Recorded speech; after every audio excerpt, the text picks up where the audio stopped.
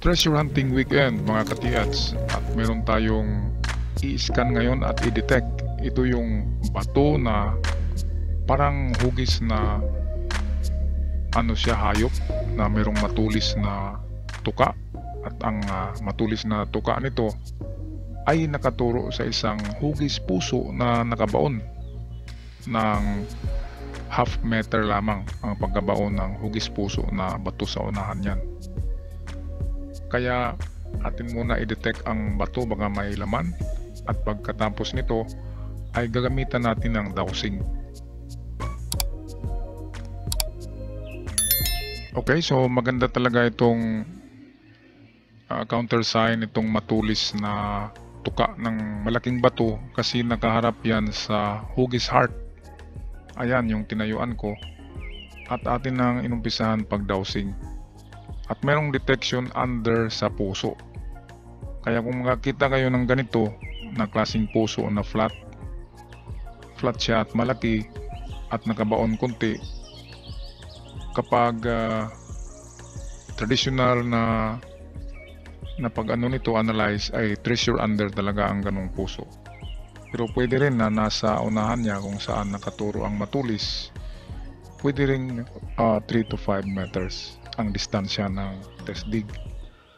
Okay, ngayon amin muna i-side light pag detect itong ito, kasi ay parang nag-sinkhole ang area na ito, at mayroong ulo ng pating dyan na bato, hugis pating, ulo ng pating ang bato nasa likuran namin, at yung lupa dyan ay naka-sink, parang may sinkhole. Kaya pwedeng may ibinaon dyan, kasi ito nga ay kampo ng hapon. Okay, so yun, merong reading doon, malakas-lakas rin, pero hindi pa rin siya pasok sa talagang treasure na reading. Okay, hindi siya umabot ng 30,000 na reading. Pero kapag ganun, ay pwede rin na kung mahina ay binalot nga ng makapal na alkitran o espalto ang ginto. Kapag ganyan na binalot ng makapal na ganyan, tapos lalagyan pa nila ng uling, ay mahina talaga ang detection, pero mag-detect pa rin siya. Ngayon kung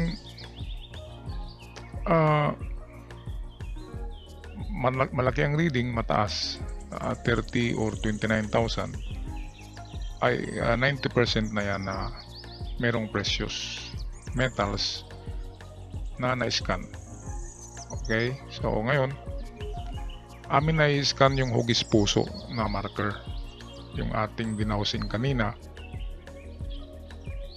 Tingnan natin kung merong detection. Kung merong ma-scan na kulay pula, nalilitaw dyan, and then tingnan natin ang kanyang reading kung mataas. Kaya ito kadalasan gagawin namin sa pag-scan ng isang digging spot ay 3 beses. Live scan, saka itong pinpointer. Doon mababasa ang lalim nito, distansya at layo.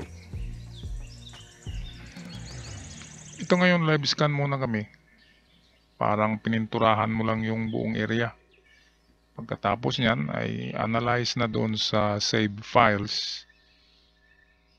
Sa pinpointer makikita na ang value niyan, ang layo, at saka ang lalim, saka ang kanyang value ng na-scan na kulay pula.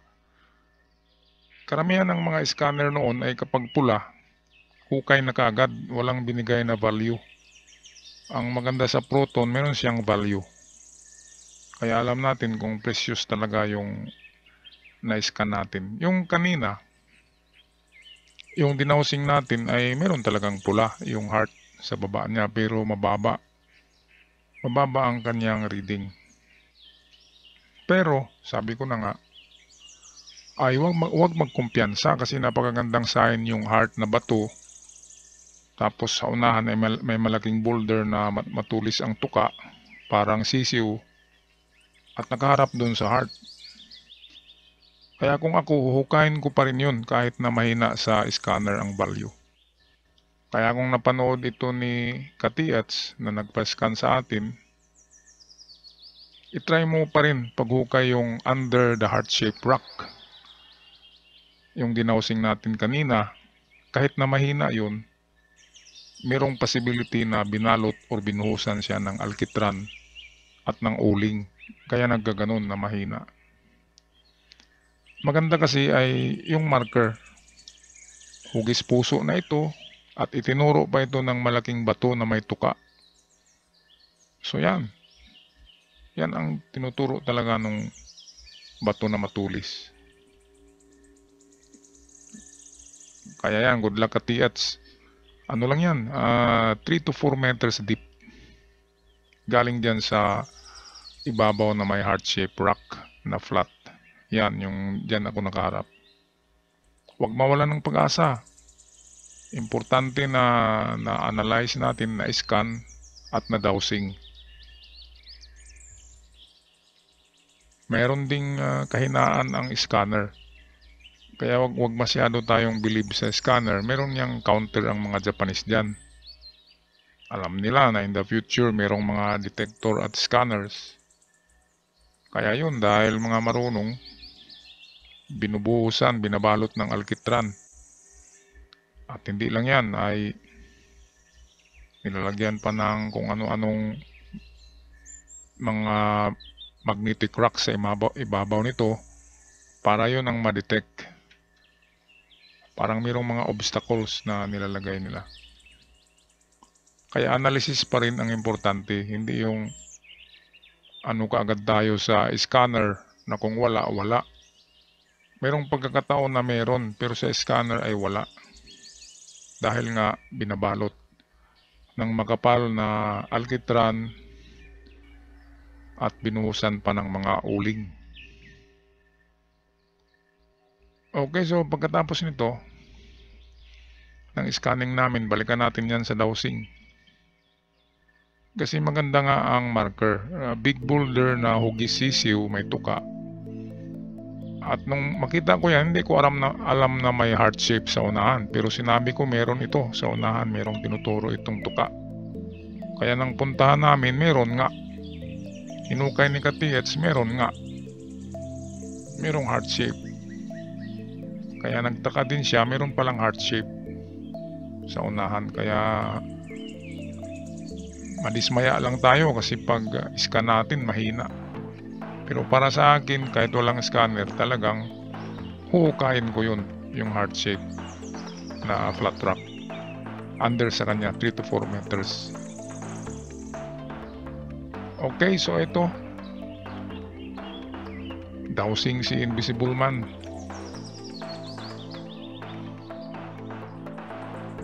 Ayan o, bumabalik ang dowsing. Ibig sabihin, ayan ang heart shape rock. O, ayan o. Heart na heart talaga siya. Nakabaon siya kunti.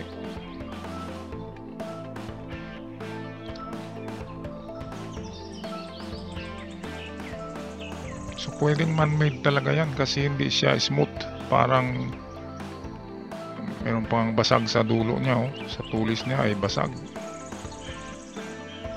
Ayan, kahit sa manual na helicopter locator ay bilis ang ikot.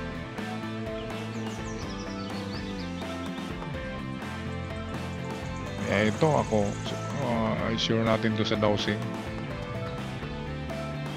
Andun yung yun yung parang sisiyo na may tuka, napakalaging bato. Ito talagang tinuturo yung heart shape dito, heart shape na flat rock. Ganda talaga ng counter sign. Kaya kung makakita kayo ng ganong bato na may matulis, tingnan nyo sa unahan, 5 to 6 or 5 to 7 meters lang. Merong counter sign yan. Nakagaya nito kapag gawa ng hapon. Ayan. Pag nag-dowsing kayo, huwag masyadong magalaw. Kasi gagalaw din ng dowsing. bato. At sa gilid nito ay creek. Nandyan yung creek.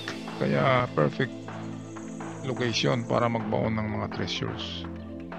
Ayan, iikis siya mga katiyats. Kaya recommendation ko sa may-ari nito, sa ating katiyats, hukayin mo rin yan kahit 3 to 4 meters test dig lamang. Kahit na hindi malakas sa scanner, pwedeng meron yan sa tulong ng ating may kapal. At kami magpaalam na. Maraming salamat mga katiyats. God bless us all. Ingat kayong lahat.